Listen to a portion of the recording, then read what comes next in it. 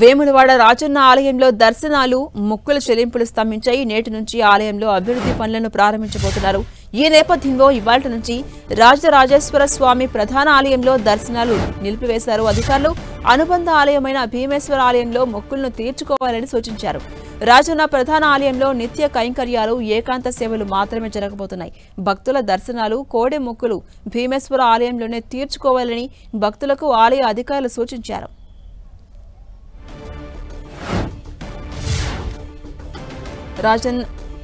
వేములవాడ రాజన్న ఆలయంలో ఇవాల్టి నుంచి దర్శనాలు, మొక్కులు నిలిపివేశారు అధికారులు. నేటి నుంచి ఆలయంలో అభివృద్ధి పనులు ప్రారంభం కాబోతున్నాయి. ఈ నేపథ్యంలో ప్రజలంతా కూడా ఇది గమనించాలి. ఇవాల్టి నుంచి రాజరాజేశ్వర స్వామి ప్రధాన ఆలయంలో దర్శనాలు నిలిపివేస్తామని చెప్పి అధికారులు ఇప్పటికే ప్రకటించారు. అయితే దానికి అనుబంధ ఆలయమైనటువంటి భీమేశ్వర ఆలయంలో మీ మొక్కులు చెల్లించుకోవచ్చని కూడా ప్రజలకు సూచించారు ఆలయ అధికారులు. ఇక రాజన్న ప్రధాన ఆలయంలో ఇవాల్టి నుంచి అభివృద్ధి పనులు ప్రారంభం కాబోతున్న నేపథ్యంలో కేవలం నిత్య కైంకర్యాలు, ఏకాంత సేవలు మాత్రమే జరగబోతున్నాయి. మొక్కులు మాత్రం, భక్తుల దర్శనాలు మాత్రం భీమేశ్వర ఆలయంలోనే కొనసాగబోతున్నాయని ఆలయ అధికారులు తెలిపారు.